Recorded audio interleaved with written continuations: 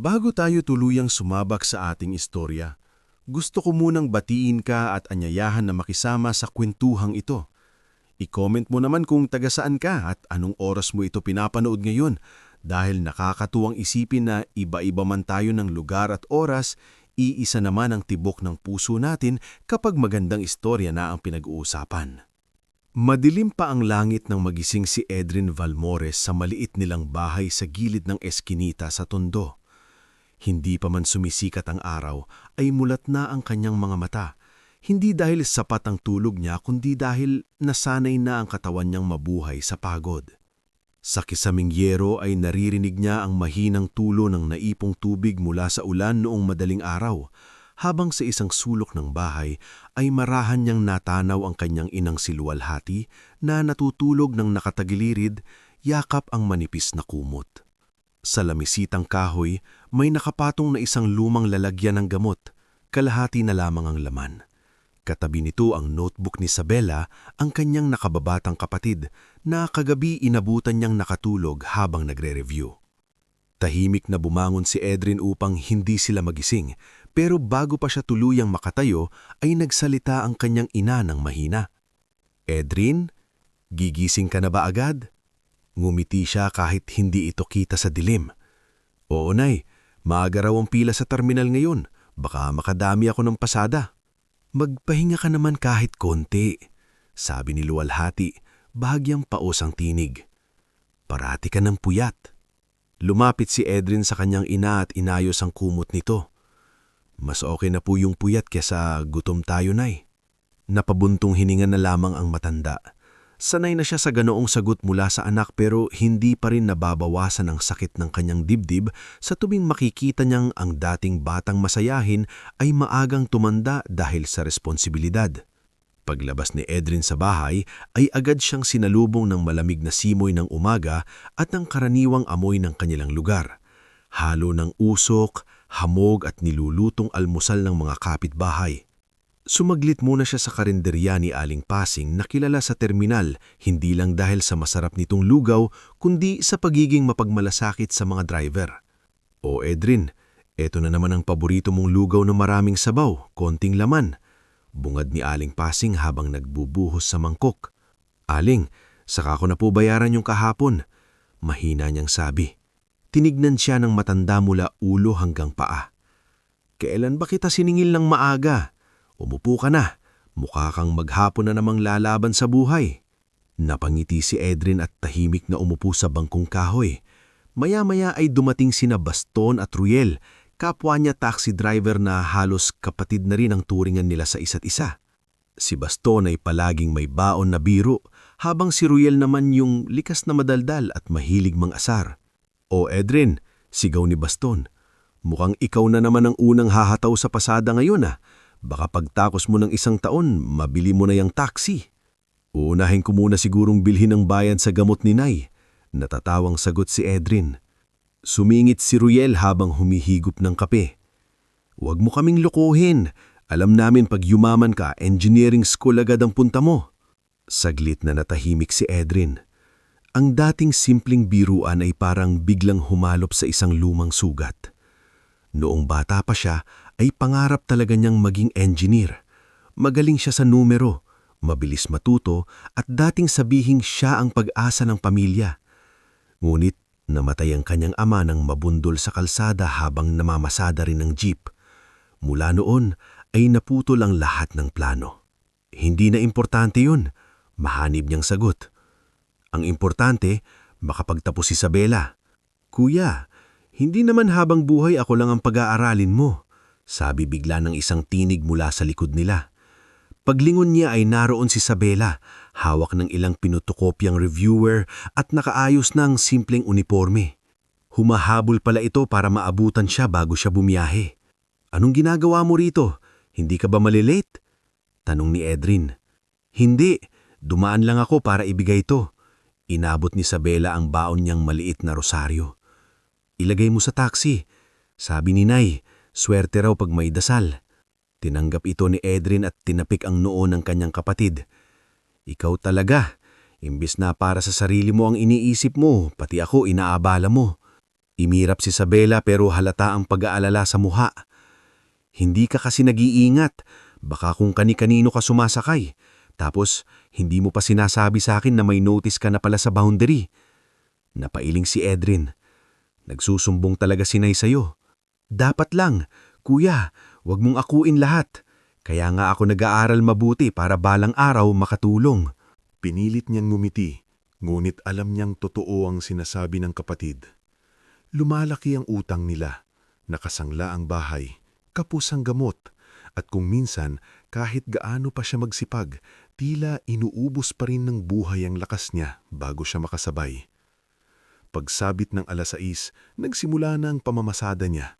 Sa bawat kanto ng Maynila ay sari-saring tao ang nasasakay niya. Empleyadong antok pa, estudyanteng nagmamadani, matandang nagtitipid sa pamasahe, at magkasintahang tahimik lang na magkatabi. Ngunit sa gitna ng dami ng mukha, iisa lang ang paulit-ulit na laman ng isip ni Edrin. Paano niya pagkakasyahin ang kinita niya para sa boundary, pangkain, gamot at matrikula ni Isabela? Bandang tanghali, tumawag si Luwalhati gamit ang lumang cellphone. Anak, pasensya ka na. Naubos na yata yung maintenance ko. Napapikit si Edrin habang nakahinto sa stoplight. Sige po, Nay. Bibili ako mamayang hapon. Anak, wag muna kung wala pa. Kaya ko pa naman.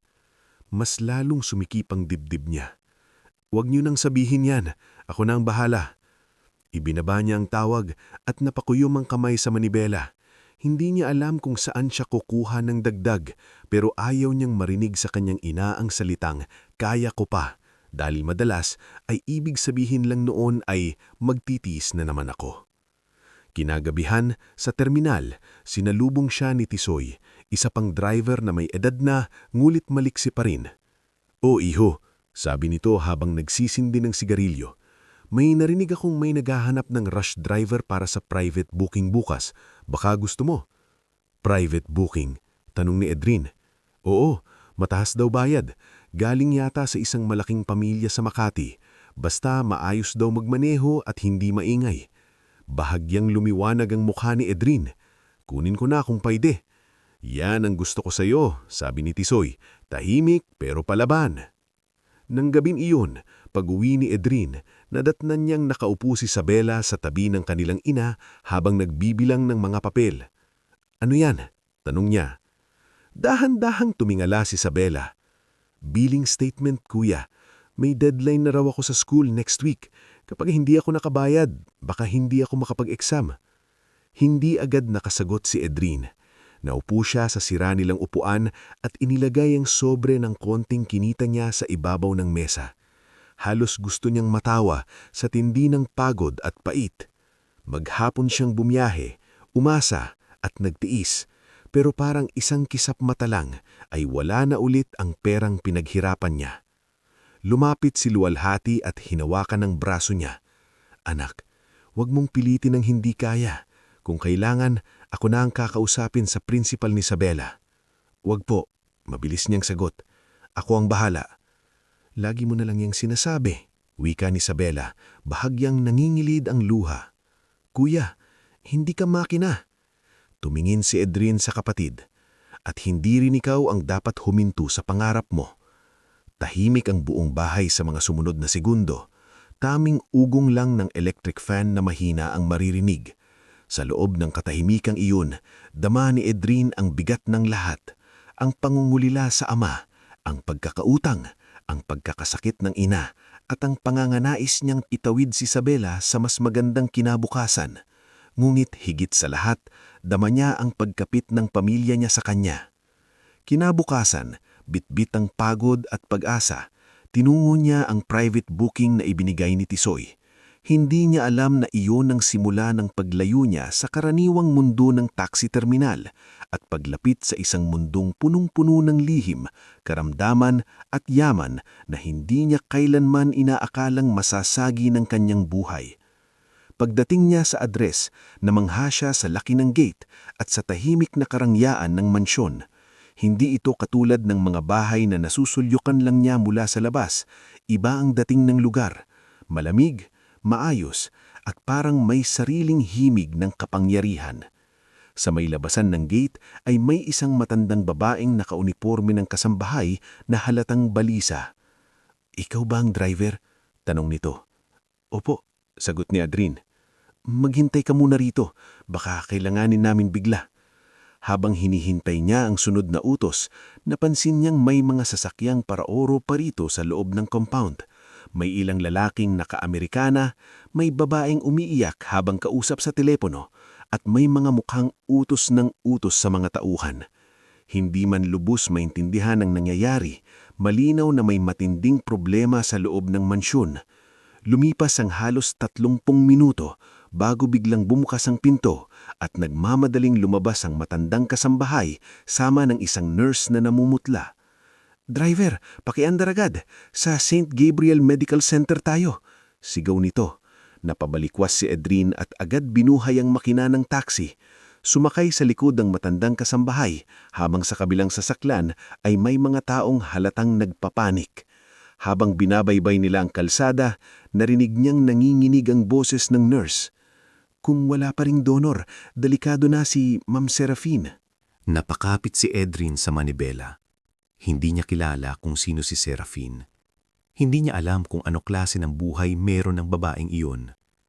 Hindi niya rin alam kung bakit tila ang buong paligid ay umiikot sa pangalang iyon. Pero sa gabing iyon, habang binabagtas niya ang daan papuntang ospital at dinig ang takot sa mga boses na maakasama niya, may kung anong pakiramdam na hindi niya maipaliwanag ang sumibol sa dibdib niya. Parang may pinto sa kapalaran na unti-unti nang bumubukas.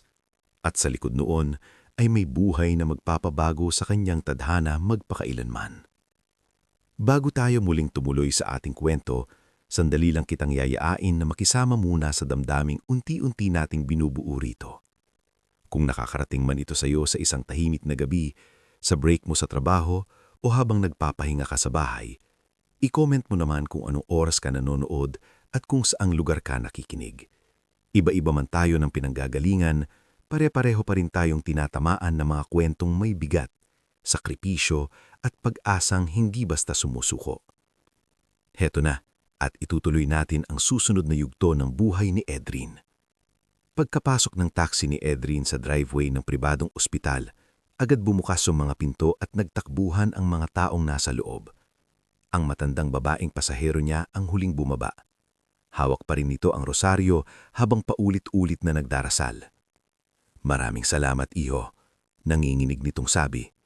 "Sana pagpalain ka ng Diyos." Tatango pa lamang si Edrin nang biglang lumapit ang isa sa mga lalaking nakabarong na mukhang tauhan ng mayamang pamilya. "Hoy, driver, sandali lang, baka kailanganin ka pa." Sanay si Edrin sa mga taong may tono ng utos sa boses, pero dahil may awa siyang nararamdaman sa mga ito, ay hindi siya umalis agad. Pinark niya ang taxi sa gilid at tumingin sa entrance ng ospital. Sa loob ay halatang magulo. May mga nurse na nagmamadali, may security na paulit-ulit sa radyo, at may ilang nakaitim na lalaki at babaeng mukhang abogado o assistant na pabalik-balik sa lobby. Lumabas pagkaraan ng ilang minuto ang matandang babae at lumapit sa kanya. Sa malapitan ay napansin niyang mauyos ang hubog ng mukha nito at halatang sanay sa malaking bahay. Ngunit bakas na bakas ang takot sa mga mata. "Iho, pasensya ka na kung naaabala ka. Ako si Teresa, mayordoma sa bahay ng mga Verdanza. Biglaan ang lahat. Wala na kaming mahanap na sasakyan kanina." "Ayos lang po," sagot ni Edrin. Mukhang seryoso ang lagay ng pasyente. Napapikit si Teresa at bahagyang tumanggo. "Oo, ang aming alaga, si Ma'am Serafine." Napatigil si Edrin. Siya pala ang dalagang nakita niya sa telebisyon kaninang hapon. "May problema po ba sa kanya?" tanong niya. Bumuntong hininga si Teresa. Matagal na siyang may sakit sa bato, pero nitong mga nakaraang araw, lumala. Ngayong gabi, bigla siyang bumagsak. Tahimik na patingin si Edrin sa ilaw ng ospital. Hindi niya alam kung bakit, pero tila may bigat sa dibdib niya sa tuwing maririnig ang pangalang iyon. Hindi naman niya kilala ang dalaga. Hindi rin ito natanaw ng malinaw, ngunit ang damdaming bumabalot sa lugar ay parang kayang tumanggos sa sinumang may puso. Habang nag-uusap sila, isang doktor na may salamin at seryosong mukha ang mabilis na lumabas sa pinto. Kasunod niya ang 2 nurse at isang lalaking mukhang abogado. "Teresa," tawag ng doktor, "nasaan ang mga kamag-anak?" "Nasa VIP lounge na po, Doc," sagot ng matanda. Lumapit ang doktor sa kanila. "Sino siya?" "Taxi driver po na naghantid sa amin." Mabilis na tumingin sa Edrin ang doktor saka nagsalita. "May dugo ka bang handang ibigay kung kailangan? O baka pwedeng maisama ka sa screening?" Nagulat si Edrin. "Ako po?" "Emergency situation ito," paliwanag ng doktor. "Si Miss Verdanza ay kailangang ma-stabilize at habang naghihintay sa donor pool confirmation, pinapatest namin lahat ng available na posibleng pwedeng tumugma. May isang staff na sanang magpapascreen pero umatras."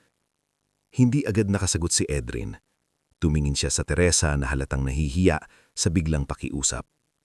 "Doc, hindi po yata tama," umpisa ni Teresa. "Wala na tayong oras," sagot ng doktor. "Kung papayag lang siya, voluntary ito." Hindi alam ni Edrin kung bakit hindi siya kaagad tumanggi. Baka dahil naaawa siya, baka dahil sa takot sa pagkawala na familiar sa kanya simula nang pumanaw ang ama niya. Baka dahil sa simpleng pakiramdam na ngayong gabi, ang buhay ng isang tao ay nakasandal sa desisyon ng mga estranghero. "Sige po," dahan-dahan niyang sabi. "Kung simpleng test lang naman." Sa loob ng ospital ay dinala siya sa isang maliit na silid para kuhanan ng dugo at ilang basic information. Habang hinihintay ang resulta, may dumating na lalaking nakaitim na suit, matangkad, makinis magsalita, ngunit malamig ang tingin. Ipinakilala siya ni Teresa bilang si Gabriel Verdanza, tiyuhin ni Serafin. "Ikaw ang driver?" Tanong nito habang sinusukat si Adrian mula ulo hanggang paa. "Opo. Salamat sa pagdala sa mga tao namin. Pwede ka nang umalis pagkatapos ng test. Sasagutin namin ang bayad sa oras mo. Hindi ko naman po kailangan ng sobra. Sakto lang po." Bahagyang tumaas ang kilay ni Gabriel, tila nagtataka sa simpleng sagot na iyon. Mabuti kung ganon. Pagkaalis ni Gabriel ay bumulong si Teresa. "Pasensya ka na, iho, ganyan talaga siya magsalita." Umupo si Adrian sa hallway habang pinagmamasdan ng paggalaw ng mga tao. Sa may bandang dulo ay may ilang babaeng elegante ang bihis. Isa sa mga iyon ang madalas lumapit kay Gabriel at bulungan ito. Siya si Lizette Aragon na hindi alam ni Adrian ay isa sa mga pinakamalapit kunong kaibigan ni Serafin. Sa unang tingin pa lamang ay ramdam na niya ang malamig nitong presensya. "Talaga bang umaasa kayo sa kung sino-sinong tao na lang?" Mahinang sabi ni Lizette, ngunit sapat para marinig ni Adrian. "Isang taxi driver. Seriously?" Hindi sumagot si Teresa. Si Adrian naman ay pinili na lamang manahimik. Hindi na bago sa kanya ang tingnan ng mababa dahil sa estado niya sa buhay. Ilang sandali pa ay lumabas ang isang nurse at tinawag siya. "Sir Adrian, kailangan po kayo ni Dr. Helvio." Pagpasok niya sa consultation room, naroon ang doktor, isang nurse at isang lalaking nakasalamin na ipinakilalang si Attorney Cordon. Nakapatong sa mesa ang kanyang papel at lab results. "Mr. Valmores," maingat na sabi ni Dr. Helvio, "hindi pa ito final compatibility workup, pero sa initial screening, ikaw ang may pinakamalapit na match na nakuha namin ngayong gabi." Parang tumigil ang tunog sa paligid. "Ano pong ibig sabihin yan?" tanong ni Adrian. "Ibig sabihin," sagot ng doktor, "may posibilidad na ikaw ang maging donor ni Miss Verdanza kung papasa ka sa mas malalim pang tests at kung papayagan ka." Hindi agad gumalaw si Adrian. Pakiramdam niya'y biglang bumigat ang hangin sa kwarto. Donor, kidney, operasyon. Mga salitang hindi niya inakalang iuugnay sa sarili niyang buhay ngayong gabi. "Doc," pause niyang sabi, "hindi ko naman po sila kilala. Alam ko at kaya hindi kita pipilitin, pero kailangan kong sabihin sa iyo ang totoo. Lumiliit na ang oras namin." Umupo si Adrian. Naisip niya kaagad ang kanyang ina, ang gamot nito, si Isabela, ang bahay nilang nakasangla at ang kanyang sariling katawan na siya lamang puhunan nila sa araw-araw. Kapag may nangyari sa kanya, sino na ang kikilos para sa pamilya niya? "May panganib po ba?" maingat niyang tanong. May lahat ng legal at medical risks, diretsong sagot ng doktor. Bagamat safe na safe ang procedures ngayon kung maayos ang katawan ng donor. Pero syempre, malaking desisyon ito. Tahimik si Attorney Corden sa tabi, saka nagsalita. Kung gusto mo, pwede kang bigyan ng oras para pag-isipan ito. At kung gusto mo rin, maaari mo ring kausapin ang pamilya mo. Oo, sabi ni Adrian. Kailangan ko pong sabihin sa kanila. Pinairam siya ng telepono ni Teresa dahil mahina ang signal sa hallway. Unang sumagot si Isabela. Kuya, nasaan ka na? Hindi ka pa umuuwi. Napapikit si Adrian bago nagsalita. Nasa ospital ako. Ano? Bakit? May nangyari ba sa'yo?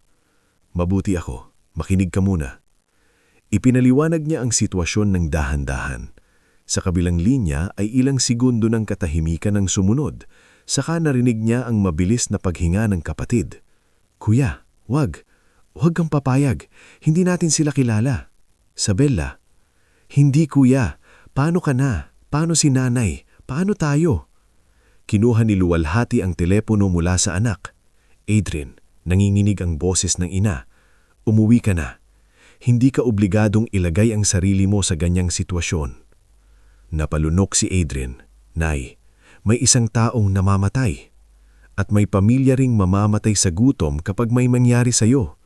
Anak, ikaw ang sandigan namin. Natahimik siya. Iyon ang pinakamasakit na katotohanang na alam niya.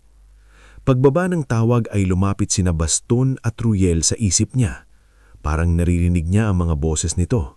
Mag-iingat ka, huwag pabigla-bigla. Ikaw ang puhunan mo. Ngulit sa likod ng lahat ng takot ay may isa pang boses na mas mahina, ngulit mas mabigat. Ang boses ng sarili niyang konsensya. Lumabas siya sa consultation room at dumaan sa kapelya ng ospital.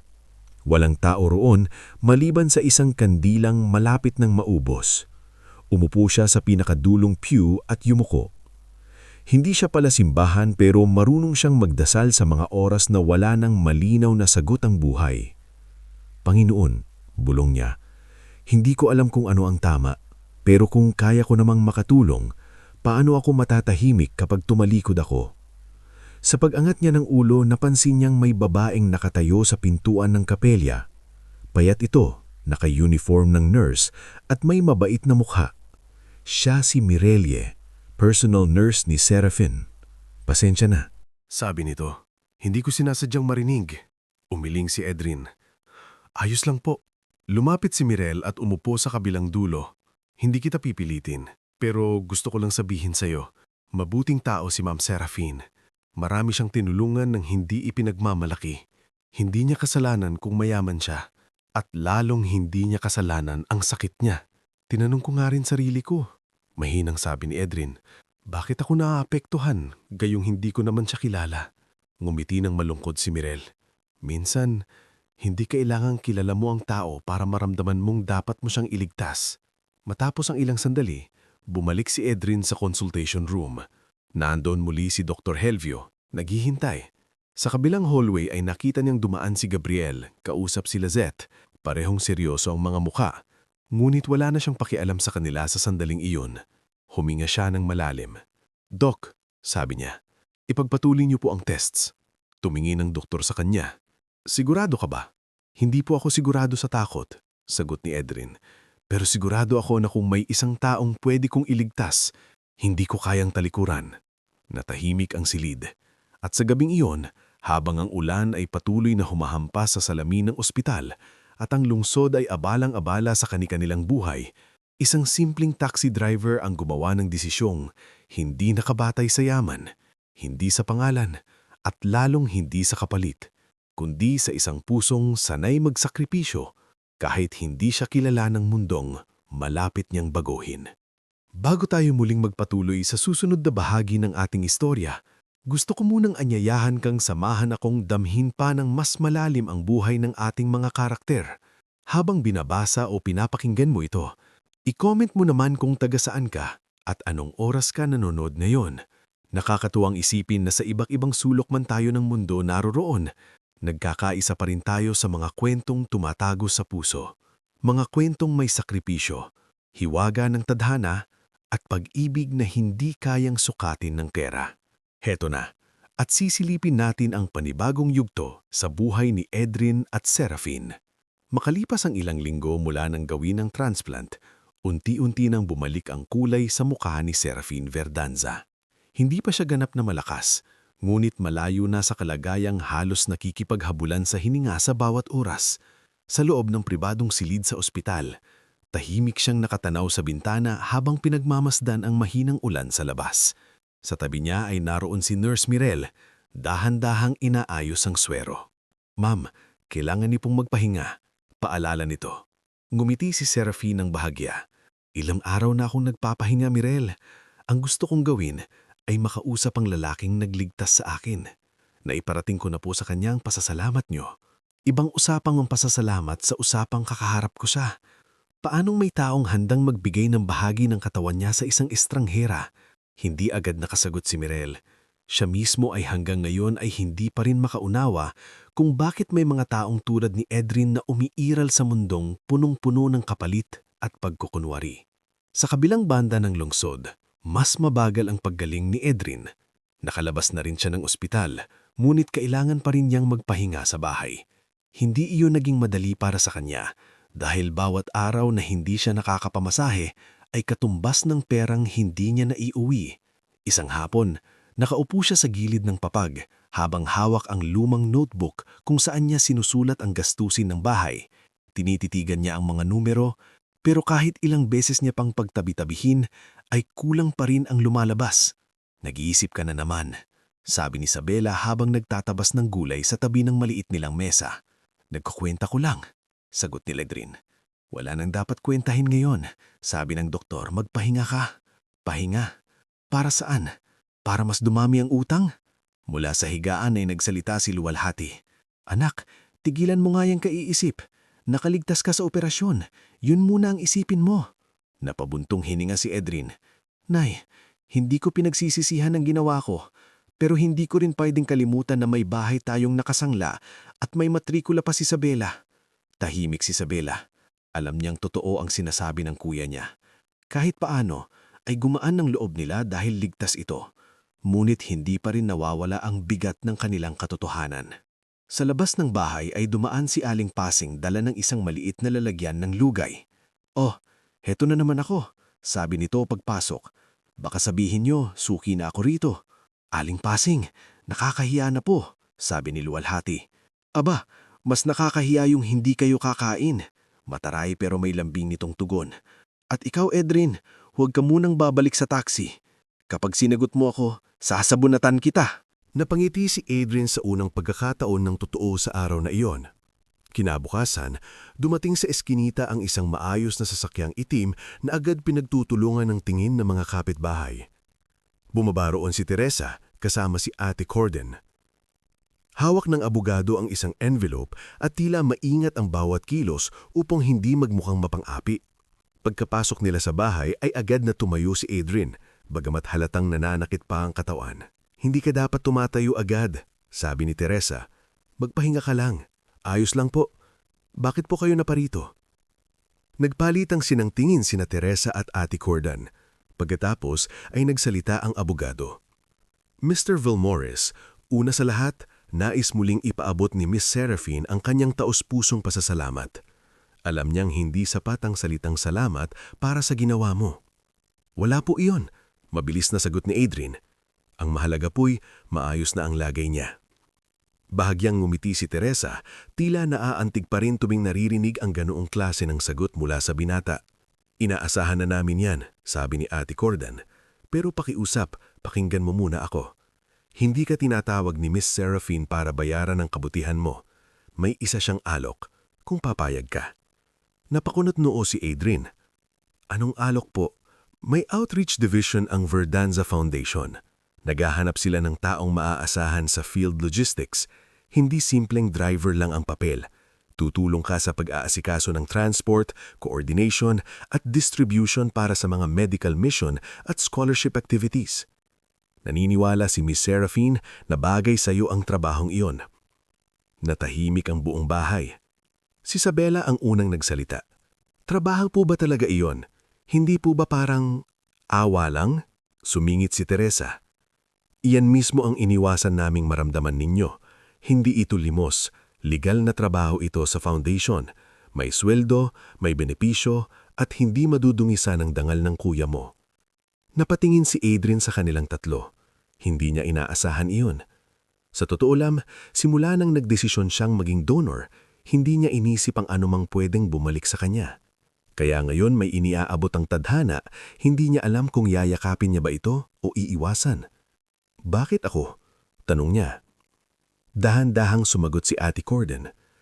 Dahil sa dami ng nakapaligid sa amin, bihira kaming makakita ng taong tapat kahit walang nakakakita. Hindi lahat ng may lisensya ay marunong magdala ng tao. Hindi lahat ng mahirap ay marangal. Pero ikaw, napatunayan mo na pareho kang mayroon. Mula sa sulok ay nagsalika si Luwalhati, mahina pero malinaw. Anak, hindi lahat ng tulong ay kailangang tanggihan para masabing may bangal ka. Minsan, ang pagtanggap sa pagkakataon ay hindi pagyuko. Pagkilala iyon sa biyayang dumating. Natigilan si Adrian. Matagal bago siya nakasagot. Pag-iisipan ko po. Oo naman, sabi ni Teresa, pero sana'y pumayag ka. Gusto ka ring makausap ni Miss Seraphine kapag kaya mo na. Pagkaalis ng mga bisita, napuno ng tanong ang bahay. Excited si Isabela dahil alam niyang malaking bagay ang trabahong iyon, ngunit may bahid din ng pag-aalala. Si Luwalhati mamanay taimik lamang, tila pinapakiramdaman ng bigat ng magiging pasya ng anak. Kinagabihan, dumating sina Baston at Ruel na may dalang prutas at tinapay. Oh, sikat ka na pala, biro ni Baston habang inuupo ang sarili sa bangkito. May nagpupuntahan ng nakakotse sa inyo. Hindi nga ako komportable. Aminado si Adrian. Bakit? Kung marangal naman ang trabaho, anong masama? Ay nako, sabat si Baston. Ang pinakamabilis humusga ay yung mga walang ambag sa buhay mo. Hindi sila ang nag-opera sa'yo. Hindi sila ang nagbayad ng gamot ng nanay mo. Hindi rin sila ang mapapatigil sa pag-aaral kung mawalan ka ng kita. Hindi sumagot si Adrian. Alam niyang may punto ang kaibigan. Malikas ang ilang araw, bumalik si Adrian sa Verdanza property para sa isang maikling pag-uusap. Hindi pa siya lubos na sanay sa malawak na bakuran, sa mga ilaw na parang hotel, at sa katahimikan ng malaking bahay na tila may sariling mundo na hindi naaabot ng karaniwang tao. Doon niya muling nakaharap si Seraphine ng personal. Suot nito ang simpleng puting damit at wala ang karaniwang kinay ng isang bilyonarya sa telebisyon. Mas payat ito sa inaasahan niya at sa malapi-lapit ay kita ang bakas ng pinagdaanang karamdaman. Ngulit sa kabila niyon, matatag ang mga utan nito. Hello, sabi ni Seraphine. Hindi ko alam kung ilang beses kitang pinasasalamatan sa isip ko. Napakamot si Adrian. Ayos lang po. Sana tuloy-tuloy na ang paggaling niyo. Seraphine, pagwawasto ni Dalaga. Mas komportable akong ganun ang itawag mo. Nagkibit balikat si Adrian. Ako naman po'y Adrian. Ngumiti si Seraphine at sa simpleng ngiti ni iyon ay may kung anong gaan na tumama sa loob niya. Sa pag-uusap nila, ipinaliwanag ni Seraphine kung bakit niya gustong mapasama si Adrian sa foundation. Marami akong nakitang taong magaling magsalita. Sabi niya, marami ring bihasa sa papeles at plano, pero kakaunti ang totoong marunong makitungo sa tao. Base sa mga narinig ko tungkol sa iyo, taya mong makisalamuha sa masa nang hindi nagpapanggap. Hindi ko alam kung kaya ko ang mundong yan. Tugon ni Adrian habang sulyap-sulyap sa napakalaking sala. Ibang-iba ito sa nakasanayan ko. Hindi ko rin alam kung kaya kong ibalik ang buhay ko sa dati. Mahinang sabi ni Seraphine. Pero kung pareho nating hindi alam, baka pwede nating subukang matuto. Nagtagpo ang mga mata nila. Walang romantikong musika. Walang engranding esena, ngunit may tahimik na pagkilala. Hindi bilang bilyonarya at taxi driver, hindi bilang pasyente at donor, kundi bilang dalawang taong parehong may sugat na tinahi ng pagkakataon. Tinanggap ni Adrian ang trabaho matapos ang ilang araw. Nagsimula siya sa pag-aayos ng transport ng mga gamot, paghatid sa mga volunteer, at pag-assist sa mga provincial outreach schedules.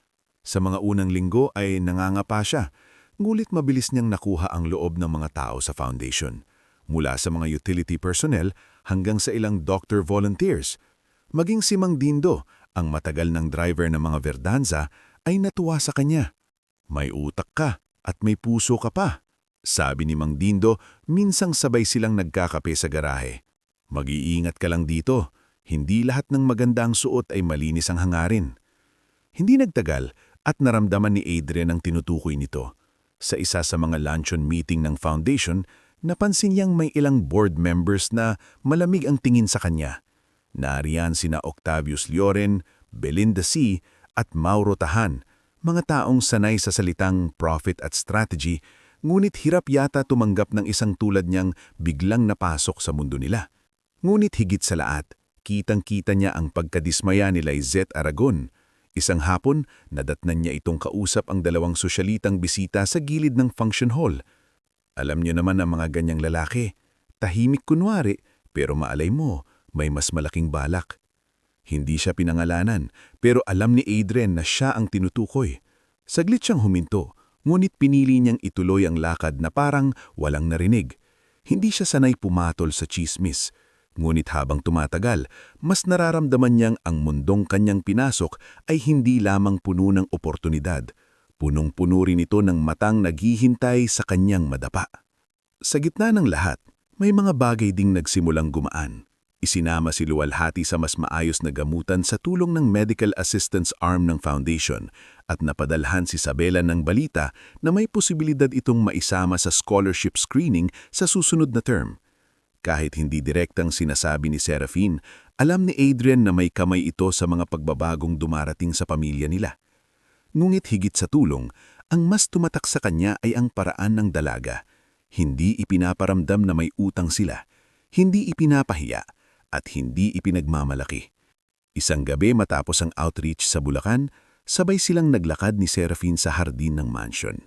Mahina ang hangin, at sa kauna-unahang pagkakataon ay tila hindi sila napalilibutan ng mga tauhan at responsibilidad.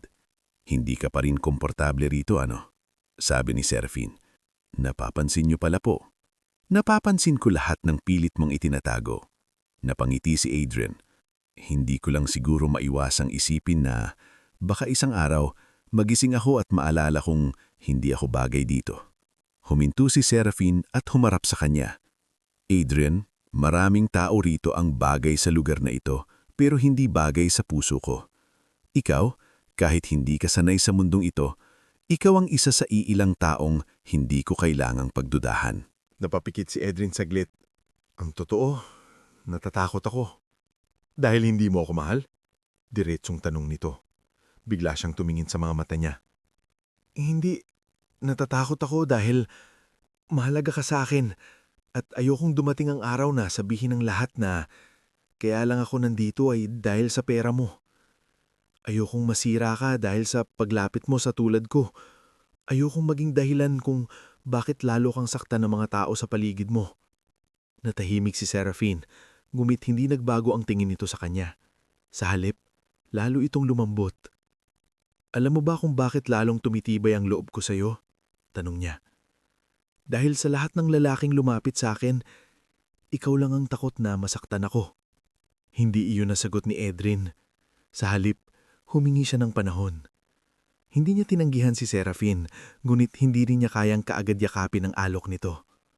Gusto muna niyang tiyakin na kapag sumagot siya, hindi iyon dala ng bugso ng damdamin, kundi ng buong paninindigan. Ngunit habang sinusubukan niyang linawin ang kanyang puso, sa kabilang panig ng mansyon ay unti-unti nang umiitim ang galaw ng mga taong tututol sa kanila. Sa opisina ng Verdanza Holdings, nakaupo si Gabriel Verdanza sa malaking mesa.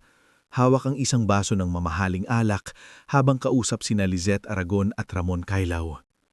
Sarado ang pinto at mabigat ang hangin sa silid. Lumalala na ito, malamig na sabi ni Gabriel. Hindi na simpleng pagkakaibigan ang namamagitan sa dalawang yon. Matagal ko nang sinabi sa iyo, singit ni Lizette habang nakakunotno. Ang tahimik na lalaking yan ang pinakadelikado. Hindi siya mukhang gahaman, pero mas delikado ang taong ganyan dahil kinukuha nila ang tiwala. Tumanggo si Ramon.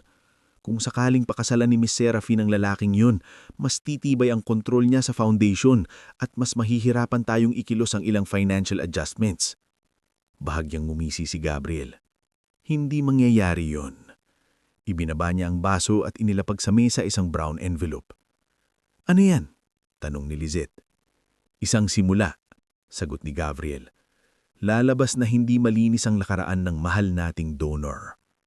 Sa loob ng envelope ay mga peking dokumento, mga fabricated records na nagsasabing may kinalaman si Edrin sa iligal na bintahan ng prangkisa ng taxi, pati ilang papeles na kunwari nagpapatunay na matagal na nitong plinano ang paglapit sa Verdanza family para pagkakataan ng sakit ni Serafin. Kapag inilabas natin to, sabi ni Ramon, madudurog ang reputasyon niya. At kapag nadurog ang reputasyon niya, dagdag ni Lizette, madudurog din ang loob ni Serafin. Ngumiti si Gabriel, ngunit malamig ang bawat hibla ng ekspresyon niya. Alam mo ba kung hindi pa roon nagtatapos? May isa pa tayong gagawin. Sa mga sumunod na araw, nagsimulang kumalat ang bulong-bulungan sa social circles at maging sa ilang online pages. Isang kilalang blogger na si Yvette Kimson ang naglabas ng blind item tungkol sa isang misteryosong donor na di umano'y may itim na motibo. Hindi man tuwirang pinangalanan si Edrin sa unang labas ng balita, sapat ang mga detalye para siya ang mapag-usapan ng mga tao sa loob ng foundation at sa mundo ng negosyo. Nang nakarating iyon kay Edrin, una niya itong nabasa sa cellphone ni Isabela. Nakakunot noo ang dalaga habang ipinapakita sa kuya ang artikulo. Kuya, ano to? Sinasabi nilang matagal mo raw pinaghandaan ng paglapit sa mga Verdanza. Namutla si Edrin. Kalukuhan yan. Alam ko, pero paano kung paniwalaan ng iba? Nang araw ding iyon, ipinatawag siya sa head office. Pagpasok niya sa conference room, nandoon sina Octavius, Belinda at Mauro.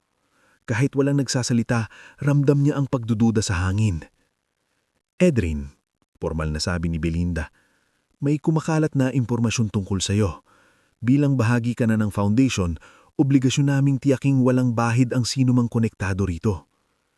Wala akong itinatago, diretsong sagot ni Edrin. Kung ngayon, singit ni Mauro, madali mo dapat maipapaliwanag ang mga ito. Ipinakita nila ang kopya ng mga peking dokumento. Sa unang tingin ay mukhang lihitimo ang mga yun. Naramdaman ni Edrin ng pag-init ng tinga niya, hindi dahil sa hiya kundi sa galit at kawalang na magawa. Alam niyang may gumagalaw sa likod ng lahat ng ito. Bago pa siya makasagot, bumukas ang pinto at pumasok si Serafin kasama si Attorney Corden. Ako ang magpapasya kung sino ang pagkakatiwalaan ko sa kumpanya at sa foundation. At hindi ako maghuhusga batay sa chismis at papeles na wala pang beripikasyon. Nagkatinginan ng mga board member. Halatang hindi nila inaasahan ng bigla ang pagpasok niya. Pagkatapos ng meeting, hinarap ni Serafin si Edrin sa koridor. Bakit hindi mo agad sinabi sa akin? Tanong niya.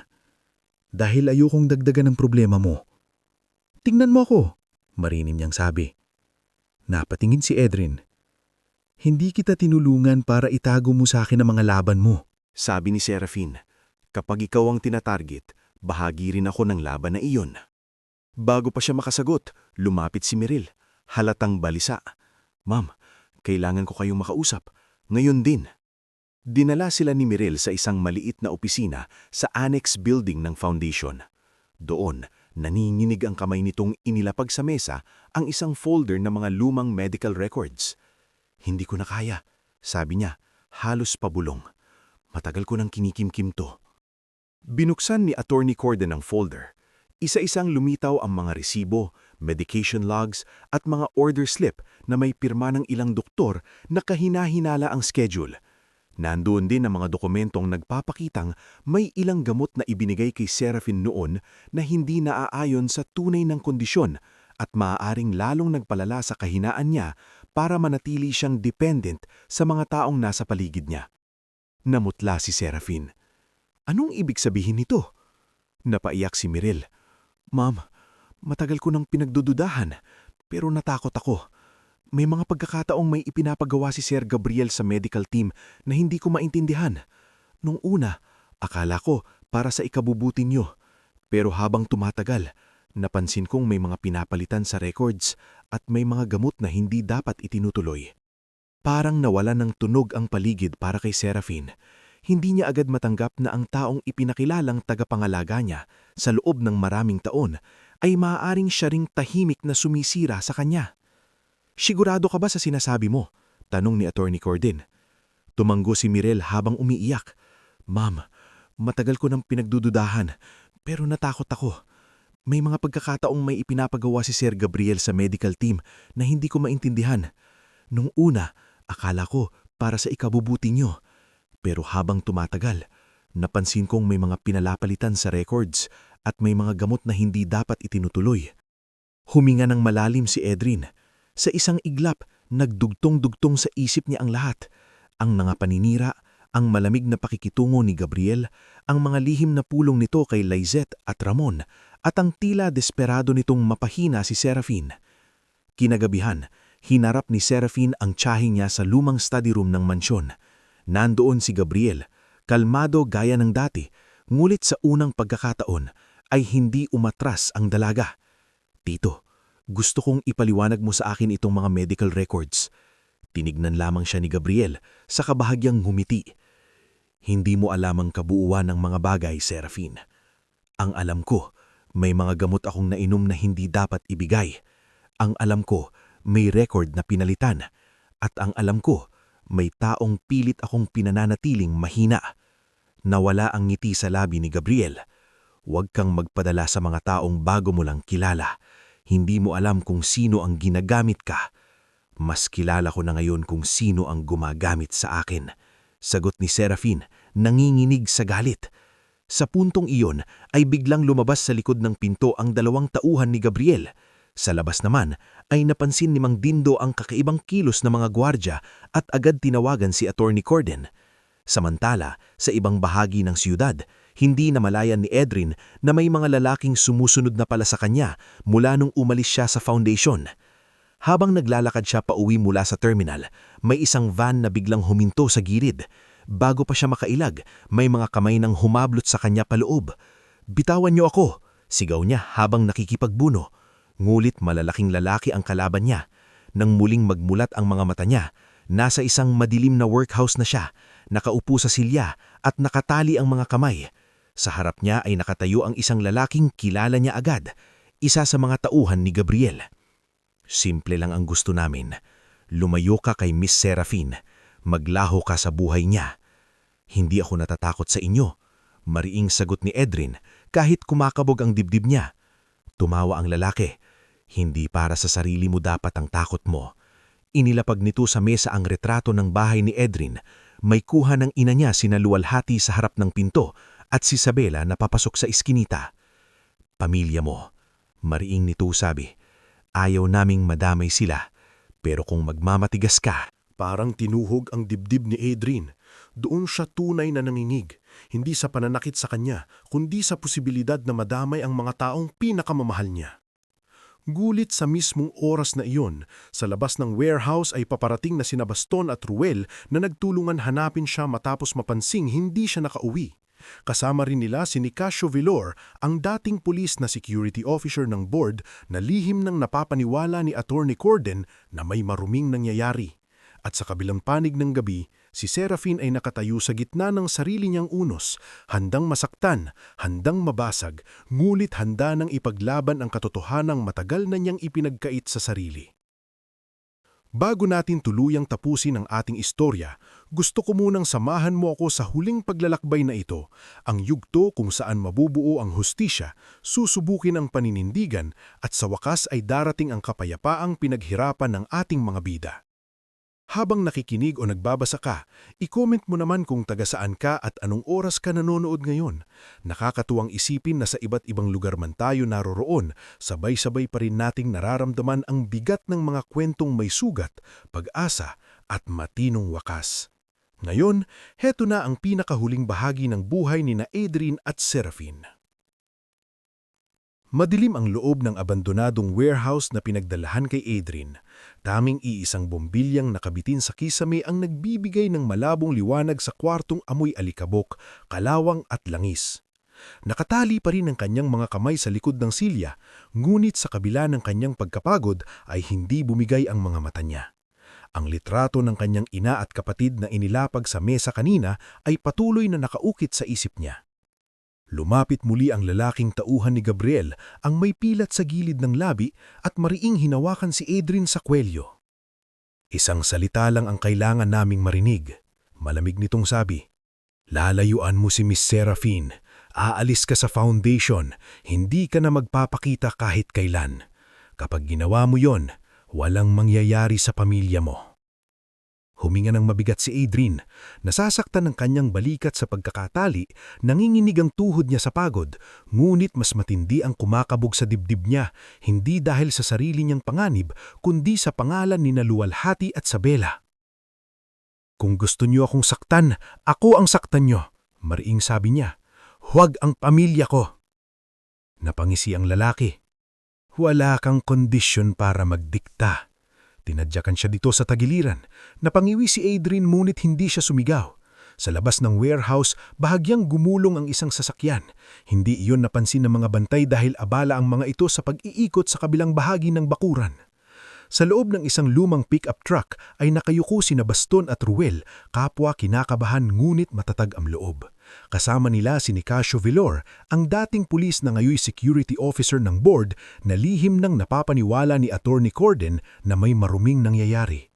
At sa kabilang panig ng gabi, si Seraphine ay nakatayo sa gitna ng sarili niyang unos, handang masaktan, handang mabasag, ngunit handa nang ipaglaban ng katotohanan na tagal na niyang ipinagkait sa sarili. Sa loob ng Verdanza Mansion, hindi na naitago ang kaguluhan. Nakatayo si Seraphine sa gitna ng study room, hawak ang folder ng mga medical records habang nakapaligid sa kanya sina Teresa, Mirel, Mang Dindong at dalawang abogado ni Attorney Corden. At sa tapat niya'y si Gabriel, malamig pa rin ang mukha, ngunit nagsisimula ng mabasag ang dating kontrolado nitong tindig. "Hindi mo na ito maitatago, Tito," sabi ni Seraphine, nanlalaban ng boses. "May mga original records, may medication logs, may mga resibo at may mga taong handang magsalita." Umat ang baba ni Gabriel. "Ano sa tingin mo ang mapapala mo? Kapag dinala mo sa publiko ang iskandalong ito, ikaw din ang masisira. Ikaw ang magiging kahihiyan ng pangalan ng Verdanza." "Mas mabuti nang masira ang pangalan kaysa manahimik habang nilalason ako ng sarili kong pamilya," balik ni Seraphine. Bahagyang nag-iba ang mukha ni Gabriel. Sa unang pagkakataon ay nawalan siya ng maayos na tugon. Ngunit bago pa tuluyang makapagsalita si Seraphine, mabilis na pumasok si Mang Dindong, hinihingal. "Ma'am, may balita na kami kay Adrian," nanigas si Seraphine. "Nasaan siya?" Nahanap na nila ang lugar, kasama na nina Baston, Ruel at Nicasio ang mga tao ni Attorney Corden. Hindi na nag-atubiling si Seraphine. "Dalhin mo ko roon." "Ma'am, delikado," pigil ni Teresa. "Kapag si Adrian ang nakataya, hindi ako mananatiling nakaupo rito," putol ni Seraphine. Sa warehouse, muling lumapit ang tauhan ni Gabriel kay Adrian at inilapag sa harap niya ang isang papel. "Pirmahan mo to," Sabi nito, "Nakasaad dyan na kusa kang aalis sa foundation at hindi ka na muling lalapit kay Miss Verdanza." Tiningnan ni Adrian ang papel. Halatang peke at padalos-dalos ang pagkaagawa, ngunit malinaw ang intensyon. Burahin siya sa buhay ni Seraphine na parang dumi sa sapatos. "Hindi ko pipirmahan," sagot niya. Sinuntok siya ng lalaki sa mukha. Umikot ang paningin ni Adrian at dumugo ang labi niya. Sa sandaling iyon, biglang narinig ang sigawan sa labas. "Hoy! Sino kayo?" sigaw ng isa sa mga bantay. Kasunod niyon ay kalabog ng mga yabag, tunog ng pagtutulakan at mabilis na utos ni Nicasio. "Police authority! Walang gagalaw!" Nagkagulo ang mga tauhan ni Gabriel. Ang lalaking nasa harap ni Adrian ay lumingon sa pinto at doon sinamantala ng binata ang pagkakataon. Kahit nakatali, buong lakas niyang sinipa ang mesa papunta sa lalaki. Tumama ito sa tuhod ng tauhan at napaatras. Sa parehong sandali ay bumukas ang pinto at pumasok sina Baston at Ruel. "Adrian!" sigaw ni Baston. "Pwisit kayong mga hayop kayo!" singhal ni Ruel habang sinugod ang lalaking may pilat. Nagkainitan sa loob ng ilang segundo. Mabilis na pinutol ni Nicasio ang tali ni Adrian habang inaawat ng mga otoridad ang natitirang tauhan. Nang makatayo si Adrian ay napahawak siya sa tagiliran dahil sa sakit, ngunit pinilit niyang tumindig. "Kuya, ayos ka lang?" tanong ni Baston, halos maiyak sa galit. Tumanggo si Adrian kahit hilo. Ayos pa." Ilang minuto matapos iyon ay dumating si Serafin. Hindi na siya napigilan ni na Teresa at Mang Dindo. Pagkababa niya ng sasakyan at pagpasok sa warehouse, nakita niya si Adrian na may pasa sa pisngi at duguan ng labi. Agad siyang napatakbo palapit. "Adrian!" Nanginginig niyang tawag. Pagharap ng binata sa kanya ay tila nawala sa paligid ang ingay ng mga otoridad at ang kaguluhan. Sa mga matang iyon, nakita ni Serafin ang pagod, sakit at isang uri ng tahimik na katapangan na hindi niya kailanman nakita sa ibang tao. "Bakit ka nandito?" Mahina ngunit may lambing na sabi ni Adrian. "Dahil hindi kita hayaang harapin ito ng mag-isa," sagot ni Serafin. Saglit silang nagtitigan, saka muling bumigat ang ekspresyon ni Adrian. "Serafin," sabi niya, "kanina habang tinatakot nila ako gamit ang litrato ng pamilya ko, isang bagay lang ang malinaw sa isip ko. Ayokong mawala ka. Ayokong layuan ka para lamang mailigtas ang sarili ko. Pero natatakot akong baka mapahamak ka lalo kapag nanatili ako." Nangingilid ang luha sa mga mata ni Serafin, ngunit matatag ang tinig niya. "At ako naman, natakot na baka huli na ang lahat bago ko masabi sa iyo kung gaano kita pinili." Bagyang natawa si Adrian kahit masakit ang pisngi niya. "Ang gulo ng tiyempo natin," sagot ni Serafin. "Hindi mahalaga ang tiyempo. Ang mahalaga, pareho tayong malinaw." Huminga ng malalim si Adrian. Sa gitna ng maruming sahig ng warehouse, sa gitna ng gulo at panganib, doon niya ibinigay ang sagot na ilang araw niyang iniiwasan. "Kung hihingin mo pa rin ang sagot ko ngayon, oo, hindi dahil sa yaman mo, hindi dahil sa utang na loob, kundi dahil mahal kita at handa akong harapin ang buong mundo, basta't kasama kita." Napapikit si Serafin at tuluyang napaluha. Hinawakan niya ang kamay ni Adrian na nanginginig pa sa pagod. "Kung ganon," mahina ngunit buong tapang niyang sabi, "hindi na kita bibitawan." Pagkatapos ng gabing iyon ay mabilis na gumulong ang mga pangyayari. Sa pangunguna ni Attorney Corden, ni Mirel at ng mga otoridad na isampa ang mga kaso laban kina Gabriel Verdanza, Ramon Cailao at ilan sa mga tauhang sangkot sa pagdukot at financial sabotage. Sa sumunod na mga linggo, lumabas sa imbestigasyon ng mas marami pang katiwalian. Peking kontrata, nilihis na pondo, manipuladong medical records at mga pananakot sa ilang empleyadong nakakaalam ng katotohanan. Sa isang closed-door board meeting na kalaunan ay naging formal na pagdinig, hinarap ni Serafin ang mga stockholders at directors ng kumpanya. Nandoon sina Octavius Loren, Belinda C., Mauro Tahan at iba pang matataas na opisyal na dati madaling nagpapadala sa impluwensya ni Gabriel. Matatag ang tindig ni Serafin nang nagsalita siya. "Sa loob ng maraming taon," wika niya, "akala ko ang pinakamalaking banta sa buhay ko ay ang sakit ko. Nagkamali ako. Ang tunay na bantay ang mga taong ginagamit ang kahinaan ko upang kontrolin ako. Mula ngayon, wala nang magiging puwang sa Verdanza Holdings ang sino mang kumikita sa panlilinlang." Tahimik ang buong silid. Pagkatapos ay isa-isang nagsalita ang dating nag-aalinlangan. Si Belinda ang unang tumayo. "Miss Verdanza," sabi nito, "nagkamali kami sa pagdududa sa maling tao." Hindi iyon hinabol ni Serafin ng emosyonal na tugon. Mas mahalaga sa kanya ang malinaw na pagbabagong dapat mangyari. Sa boto ng board, formal na inalis si Gabriel sa lahat ng kapangyarihan at isinulong ang malawakang audit sa buong kumpanya at foundation. Samantala, habang nagpapatuloy ang legal na laban, dahan-dahan ding gumanda ang buhay ni Adrian at ng kanyang pamilya. Naayos ang pagkahasangla ng kanilang bahay sa isang legal housing recovery program na isinulong mismo ng foundation, ngulit maingat na ipinadaan upang hindi magmukhang espesyal na pabor. Si Luwalhati ay tuluyang naisama sa mas maayos na maintenance care. Si Isabela naman ay pumasa sa scholarship screening at kalaunan ay nakapagtuloy ng maayos sa nursing school. Isang gabi, habang magkakasalo silang mag-ina sa hapag na dati bihirang mapuno ng sapat na ulam, napatingin si Luwalhati sa anak. "Adrien," sabi niya, "naaalala mo ba noong sinabihan kitang huwag mong ibibigay ang buhay mo para sa iba?" Tumanggo ang binata. "Ngayon alam ko na," patuloy niya, "na hindi mo ibinigay ang buhay mo para mawala ka. Ibinigay mo iyon para magkaroon kayo ng buhay na mas totoo." Napangiti si Adrien at sa unang pagkakataon ay hindi na mabigat ang pakiramdam niya tuwing iisipin ang kinabukasan. Lumipas ang ilang buwan, nang unti-unting humupa ang mga usapin sa media at nagsimulang tumahimik ang mundo ng negosyo, nagpasya sina Adrien at Serafin na huwag gawing en grande ang kanilang kasal.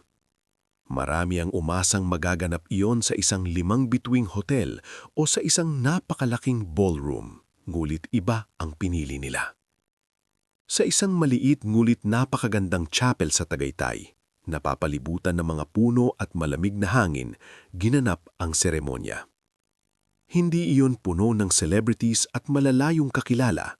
Naroon lamang ang mga taong tunay na naging bahagi ng paglalakbay nila. Sina Luwalhati, Isabela, Baston, Ruel, Tisoy, Aling Pasing, Teresa, Mirel, Mang Dindo, Dr. Helvio, Attorney Corden at maging si Nicasio Vellor. Habang naglalakad si Serafin papunta sa altar, wala siyang suot na koronang makintab o alahas na nakakasilaw. Ang suot niya ay payak ngunit elegante. At higit sa lahat, ang liwanag sa mukha niya ay hindi galing sa makeup o camera flash, kundi sa kapayapaang noon lang niyang tunay na naranasan. Sa harap ng altar, nakatayo si Adrien. Maayos ang barong ngunit halakang naninibago pa rin sa atensyon. Nang magtagpo ang mga mata nila, tila nagbalik sa kanilang alaala ang lahat. Ang maulan na gabing unang nagtagpo ang landas nila, ang ospital, ang operasyon, ang paninira, ang takot, ang warehouse at ang pagpiling hindi bumitaw. Sa kanilang panata, hindi nila pinili ang magarbong salita. "Serafin," sabi ni Adrien, bahagyang nanginginig ang tinig.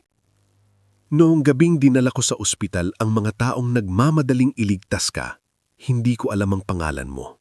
Hindi ko alam ang yaman mo. Hindi ko alam ang mangyayari sa buhay ko. Ang alam ko lang noon, may isang buhay na kailagang iligtas. Ngayon, ikaw ang buhay na hindi ko nahahayaan pang maligaw." Tahimik na pumatak ang luha sa pisngi ni Serafin bago siya sumalita. "Adrien, sa mundong kinisgisan ko, maraming tao ang nagsasabing mahal nila ako, pero ang totoo'y ang pangalan ko lang ang gusto nila. Ikaw ang unang tumingin sa alakin bilang tao. Ikaw ang unang dumating sa buhay ko na walang hinihinging kapalit. Kaya sa harap ng lahat ng narito, ipinapangako kong hindi kita mamahalin dahil iniligtas mo ako, kundi dahil sa bawat araw, pinipili mo pa ring maging mabuting tao kahit kayang-kaya kang baguhin ng sakit ng mundo." Tahimik na napahagulgol si Luwalhati sa upuan. Si Baston naman ay palihim na nagpahid ng mata habang kunwaring inuubo. Si Aling Pasing naman na hindi sanay sa ganitong klaseng seremonya ay paulit-ulit lamang bumulbol ng, "Ay Diyos ko, ang ganda."